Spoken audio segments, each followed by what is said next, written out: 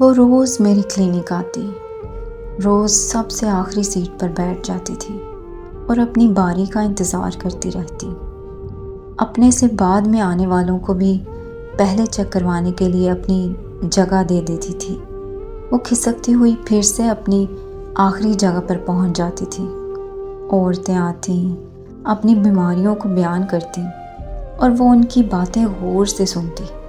جب مریض کلینک سے نکلتا تو وہ باہر جا کر ان سے کچھ باتیں کرتی۔ وہ نقاب میں ہوتی تھی، بس اس کی ویران اور اداس سی آنکھیں نظر آتی تھیں۔ کپڑے قیمتی نہیں مگر صاف ستھرے ہوتے تھے۔ میں دن کو سرکاری ہسپتال اور شام کو اپنے کلینک پر ہوتا تھا اور رات دیر تک اپنے کلینک پر ہی بیٹھا رہتا۔ میری پریکٹس بہت اچھی چل رہی تھی۔ اللہ نے بھی میرے ہاتھ میں شفا رکھی تھی۔ میری بیوی 4 سال پہلے فوت ہو چکی تھی۔ میری کوئی اولاد نہیں تھی، اس لیے زیادہ تر وقت میرا کلینک پر ہی گزرتا تھا۔ وہ روزانہ میرے کلینک پر آتی اور کافی دیر تک بیٹھی رہتی۔ آج اس سے پوچھنے کا ارادہ کیا کہ وہ روز کیوں اس طرح بیٹھی رہتی ہے۔ آج بھی وہ آخری سیٹ پر بیٹھی تھی۔ میں نے جاتے ہی ارادہ کیا کہ آج آخری سیٹ سے مریضوں کو بلاؤں گا۔ میں نے کہا، بی بی آپ آؤ۔ وہ اٹھی اور گھسیٹتے ہوئے قدموں سے پاس آ کر کھڑی ہو گئی۔ میں نے کہا بیٹھ جاؤ۔ وہ نہ چاہتے ہوئے بھی بیٹھ گئی۔ میں نے اس سے اس کا مسئلہ پوچھا۔ اس نے اپنا نقاب اتارا۔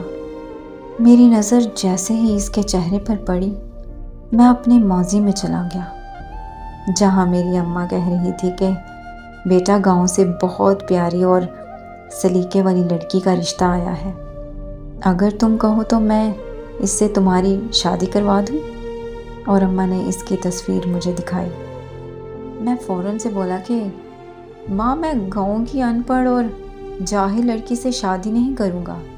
اچانک اس کی آواز میرے کانوں میں پڑی، ڈاکٹر صاحب، میرے میاں کچھ سالوں پہلے فوت ہو گئے۔ میری چھوٹی سی بیٹی تھی، وہ بھی ہیضہ کی بیماری سے فوت ہو گئی۔ گاؤں میں ایک حکیم صاحب تھے، وہ بھی چند سالوں پہلے فوت ہو گئے۔ میرے گاؤں میں کوئی ڈاکٹر یا حکیم نہیں ہے۔ میرے گاؤں میں لوگ بیماریوں سے مر جاتے ہیں۔ غربت کی وجہ سے وہ شہر جا کر علاج نہیں کروا سکتے۔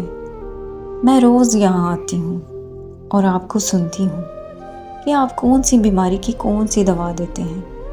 میں ان سب بیماریوں اور ان کی میڈیسن لکھ لیتی ہوں اور پھر وہ میڈیسن میڈیکل سٹور سے خرید کر اپنے گاؤں کے لوگوں کو دیتی ہوں، جس سے ان کو بہت فائدہ مل رہا ہے۔ ڈاکٹر صاحب، میں جاہل اور ان پڑھ ہوں، اس لیے کوئی ڈاکٹری کی ڈگری نہیں لے سکی۔ یہ کہہ کر وہ میرے کلینک سے چلی گئی۔ میری اعلیٰ تعلیم اس ان پڑھ کے سامنے بے وقت ہو گئی۔